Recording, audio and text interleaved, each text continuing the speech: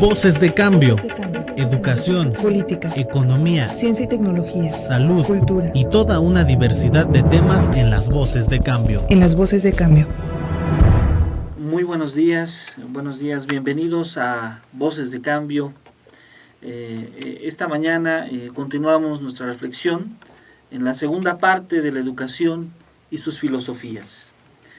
Nos acompaña la maestra Ana María Pérez, del Instituto de Estudios Superiores de Estagira y la Universidad Nueva España.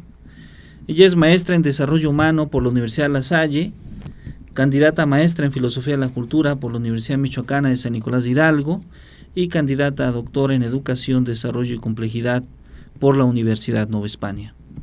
También nos acompaña el doctor Jorge Ramos Sánchez, de la Secretaría de Educación del Estado. Él es maestro en Administración de Instituciones Educativas por el Instituto Tecnológico de Estudios Superiores de Monterrey y doctor en Educación, Desarrollo y Complejidad por la Universidad Nueva España. Completando justamente este panel de discusión, también nos acompaña el maestro Edgardo Olmedo Sotomayor, del Instituto de Estudios Superiores de Estagira y de la Universidad Nueva España. Él es diplomado en Filosofía por la Universidad de Edimburgo, en Escocia, y graduado en Filosofía de la Ciencia por la Universidad de Tokio. En esta emisión, pues vamos a discutir justamente sobre las metas y los objetivos de la educación, atendiendo principalmente el pensamiento de Paulo Freire, de Jean Piaget, de Carl Rogers, de Bernard Lonergan y de Edgar Morin. Es decir, buscamos establecer una propuesta sobre la educación en nuestro país y tratar de atender algunos cuestionamientos como qué debe de ser la educación en México, qué objetivos y metas debe tener y justamente cuál es el camino para llegar a ellos. Para dar inicio a este programa, entonces, dejamos la palabra justamente en la maestra Ana María Pérez. Bienvenida, Gracias. Maestra. Gracias, muy buenos días nuevamente, buenos días. Qué gusto estar en este panel tan interesante. Bueno, nos quedamos un poquito emocionados después de la primera participación de la semana pasada, el hablar de las filosofías, de la filosofía de la educación y de la educación como un sistema en nuestro país, es realmente muy interesante. Rescatábamos la semana pasada el hecho de que detrás de toda noción, de toda concepción educativa, siempre existe una teoría del hombre, siempre pensando qué es el hombre, para qué existe, para qué está en el mundo. Y bueno, si aterrizo esta pregunta en el autor, que sí es de mi preferencia, es uno de mis autores favoritos, por supuesto, don Paulo Freire, vemos en él una tendencia natural al optimismo, ¿no? Una tendencia natural al reconocimiento de que el ser humano es una persona, es un ser, es una entidad que, puesto en sociedad, siempre va a tender a su beneficio, a su crecimiento. Él decía en alguna de las frases que escuché en alguna conferencia, siempre estará en la búsqueda de ser más, siempre estará en la búsqueda de ser mejor. Una de las características más importantes que tiene la obra de Paulo Freire es esta noción de conciencia social. Él está muy enraizado en el pensamiento marxista, en la noción socialista, en la noción social de lo que tiene que ser todo proceso educativo. Lo ubica también como algo inalienablemente político. Todo proceso educativo, dice él, es un proceso político por naturaleza. Hacemos política cuando hacemos educación. Aquí yo me atrevería a decir que no siempre que se hace política se hace educación, que sería la parte inversa, ¿verdad?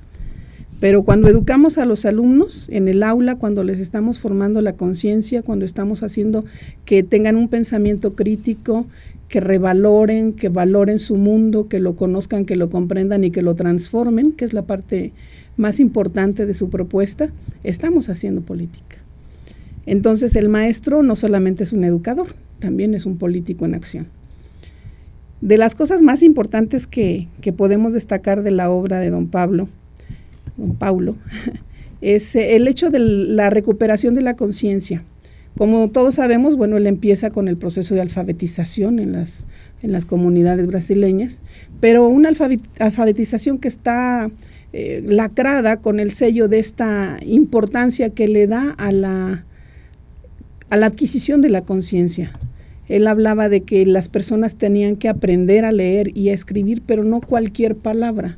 No tendrían que aprender a leer y escribir la palabra que alguien más les dijera, sino que tendrían que aprender a leer y escribir su palabra. Y su palabra la obtenían, la generaban a partir de su lectura del mundo. Entonces, en esta lectura de sus condiciones, en esta lectura de sus personales circunstancias, ellos tenían que generar, primero, por supuesto, el reconocimiento. ¿Qué es lo que los rodea? ¿Cómo es lo que los rodea? Y si están conformes con eso que los rodea, porque siempre los invitaba a la transformación, siempre los invitaba al procesamiento crítico de sus condiciones y a la propuesta de transformación. Eso, por supuesto, le valió el encarcelamiento y el exilio durante 16 años de su país.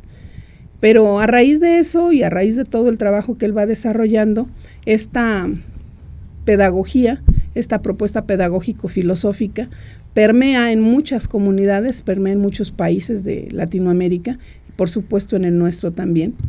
Él tiene mucha influencia en relación con la religión católica, de hecho se asume él a sí mismo como una parte, una escisión de la teología de la liberación. Entonces, toda transformación siempre tiene que ser hacia la liberación de la persona y por consecuencia hacia la liberación del colectivo social. A mí me llama mucho la atención, no lo puedo precisar de una manera específica, pero me llama mucho la atención el parecido que tiene su análisis y que tiene su propuesta con la propuesta de Lev Semenovich Vygotsky, que es también otro de mis autores favoritos. Valga la distancia en tiempo y valga la distancia geográfica, yo no sé si don Pablo Freire haya conocido de primera mano, porque no era muy conocido entonces, a pesar de que la obra de Vygotsky es desde los años 30 y la obra de Pablo Freire es de los 60. No sé si él ya haya conocido la obra de Vygotsky, ya la haya leído, pero tienen grandes coincidencias. La primera de ellas es la adquisición de la conciencia. No podemos educar a nadie, no puede haber un educando que aprenda algo si no es a través de la conciencia. Entonces, primero tenemos que desarrollar la conciencia. Primero tenemos que hacerle que con el pensamiento crítico lea su mundo, reconozca su mundo y a partir de esta actividad académico-pedagógica, él pueda hacer un ejercicio crítico y pueda darse cuenta, que es así como define la conciencia, darse cuenta en dónde está, qué está haciendo y para qué lo está haciendo, en este proceso metacognitivo metido totalmente en el pensamiento crítico. Y es exactamente la misma propuesta que hacía Vygotsky. Vygotsky con un fundamento más psicológico que social, pero hacia la propuesta de que teníamos que reconocer el mundo y a partir de las facultades psicológicas superiores procesarlo para transformarlo. Una de las cosas en las que también coinciden es en el hecho de asumir que el proceso educativo no es de ninguna manera aislado, no puede ser aislado, no puedo educar a la persona siendo una persona, una entidad solamente. Se educa a la persona en un contexto, a través de un contexto y haciendo uso y inmersos totalmente en lo que Vygotsky llamaba los instrumentos de la cultura y bueno, Pablo Freire llama el contexto social, ¿no? Esta noción, que es una de las más hermosas, yo la encuentro, y aquí retomo casi mi tema original, yo la encuentro muy metida en la propuesta pedagógica de la reforma educativa, por ejemplo. Una de las opciones que nos da una de las intenciones que nos da como más importante dentro del proceso de la reforma educativa, hablo del nivel medio superior, es la generación del pensamiento crítico en los jóvenes. Y si hacemos esta analogía, bueno, pues vemos que está muy enraizado en esta noción, en esta conciencia social, ¿no? Muchas gracias, maestra. Otro de los pensadores importantes justamente es el creador de la epistemología psicogenética, Jean Piaget. Profesor Edgardo, no sé si usted nos pudiera comentar un poco justamente sobre el pensamiento, sobre la filosofía de la educación en Jean Piaget. Bueno, pues claro que sí. A mí me gustaría comenzar con leyendo una cita que a continuación referiré quién la escribió. Dice: hemos oído expresar más de una vez la opinión de que una ciencia debe hallarse edificada sobre conceptos fundamentales, claros y precisamente definidos. En realidad, ninguna ciencia, ni aun la más exacta, comienza por tales definiciones. El verdadero principio de la actividad científica consiste más bien en la descripción de fenómenos que luego son agrupados, ordenados y relacionados entre sí. La cita es de Sigmund Freud en El malestar en la cultura.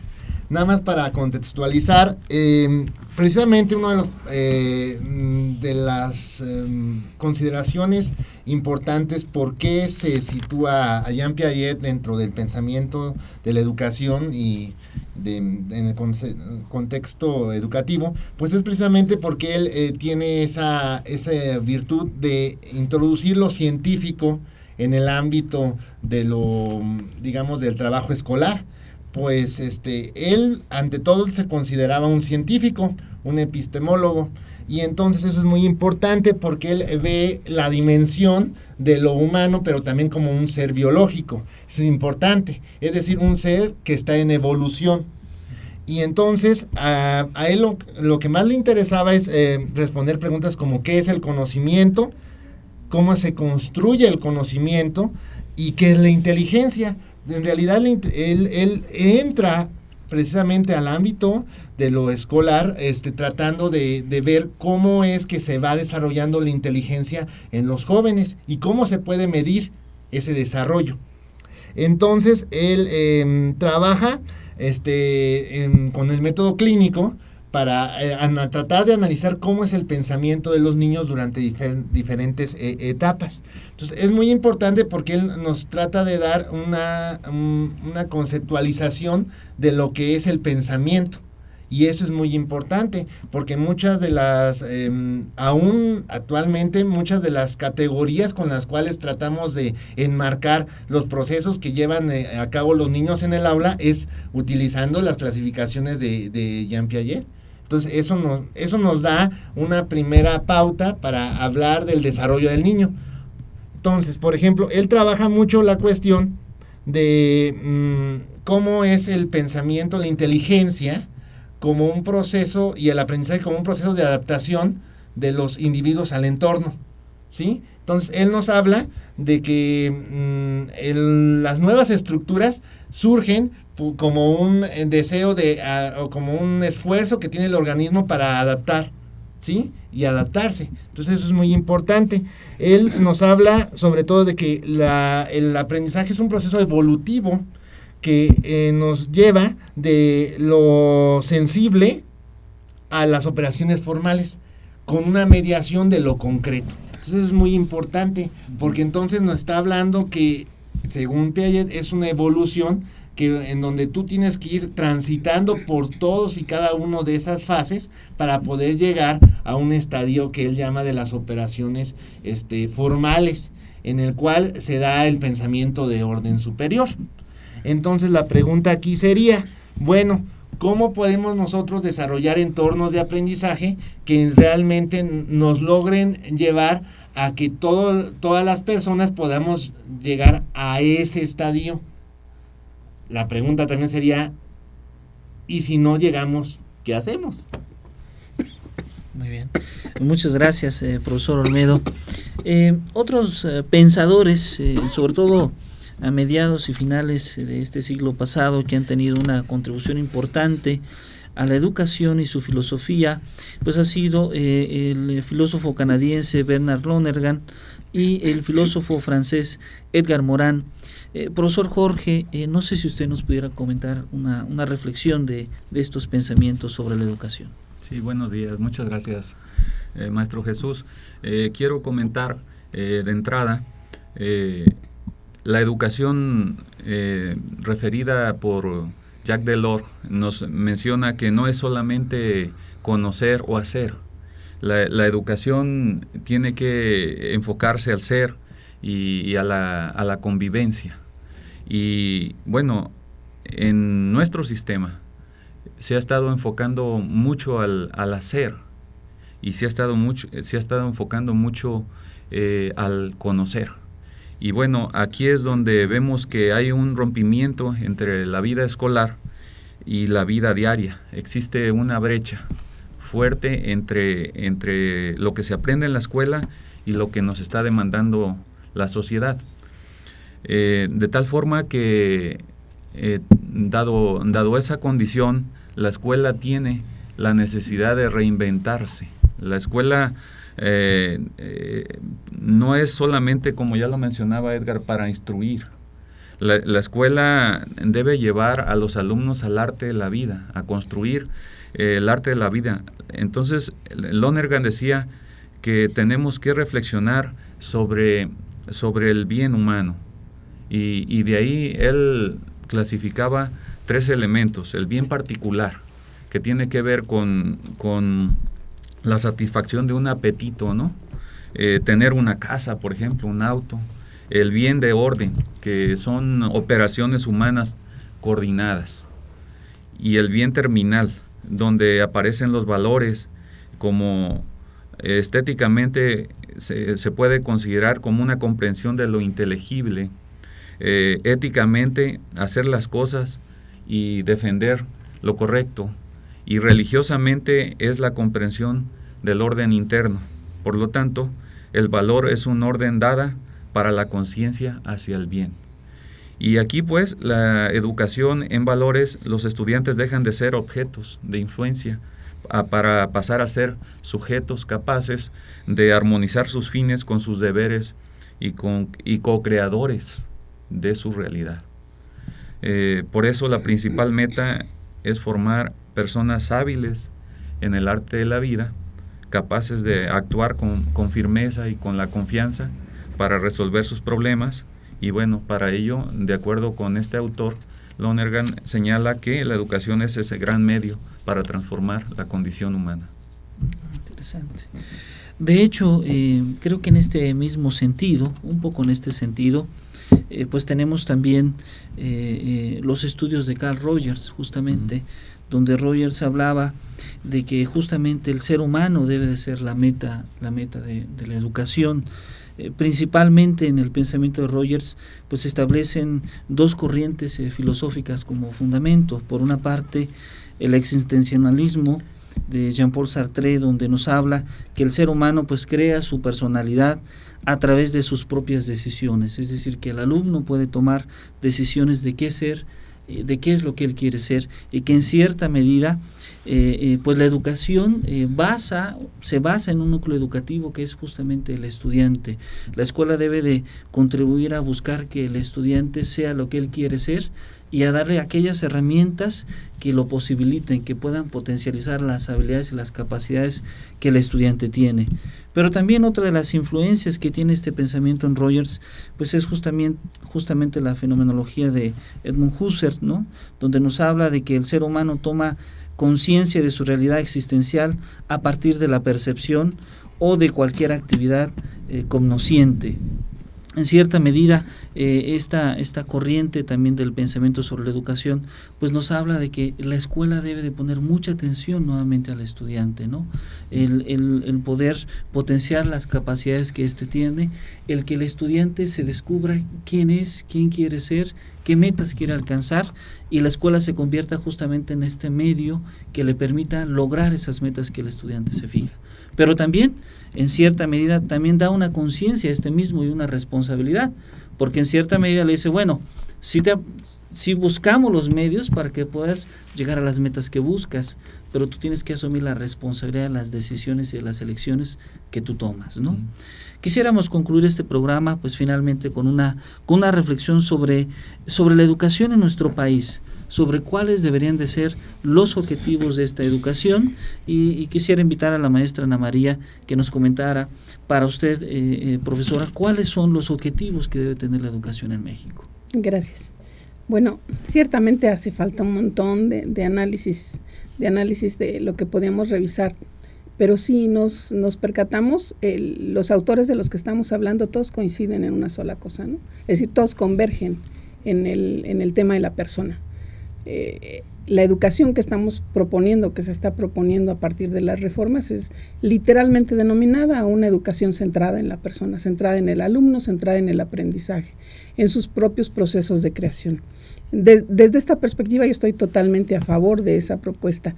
Las metodologías a través de las cuales podemos llegar a ellas, pues pueden ser muy diversas, pueden ser desde la perspectiva rogeriana, que es una perspectiva humanista, puede ser desde la perspectiva humanista también de Lonergan, aunque sí un poco más inclinada hacia el ejercicio de la religión, o puede ser desde la perspectiva social que propone Vygotsky o que propone Freire, o puede ser desde la perspectiva eminentemente epistemológica que propone Jean Piaget, pero siempre el objetivo de toda educación, y dicen por ahí los clásicos, es que los estudiantes, los alumnos tengan una vida buena, una vida digna.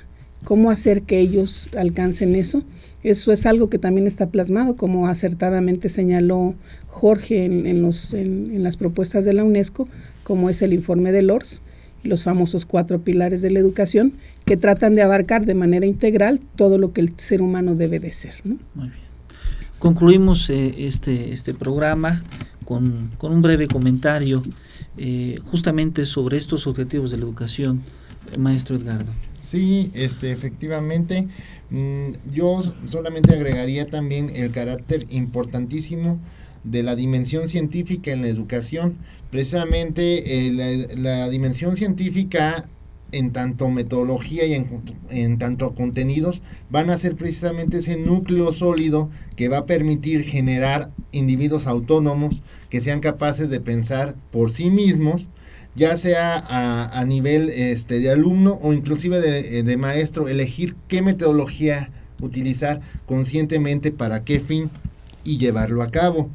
Y solamente así vamos a poder llegar al estadio de la creatividad, que es lo necesario, lo que necesitamos pues para solucionar nuestros problemas sociales. Gracias.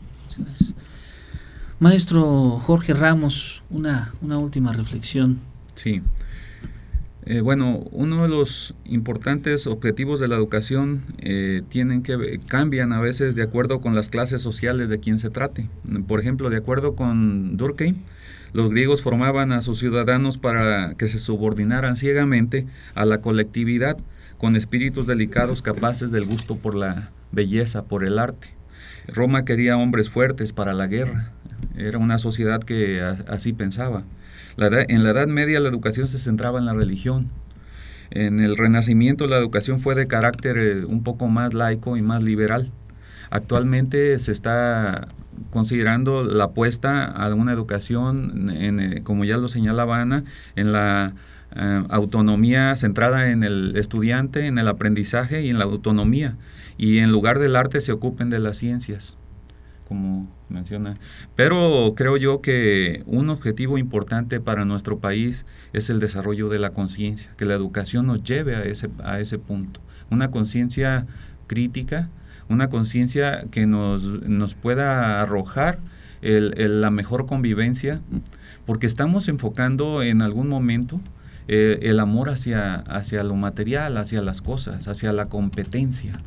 Y bueno, aquí hay todo un debate relacionado con el enfoque de competencias, pero en suma lo que queremos es una vida buena, desarrollo de la conciencia para tener una vida buena. Muchas gracias. Pues agradecemos a los profesores que gentilmente nos han acompañado esta mañana. Agradecemos a usted que nos escucha. Y desde luego agradecemos a Cambio de Michoacán la transmisión de esta discusión. Muchas gracias y muy buen día. Voces de Cambio.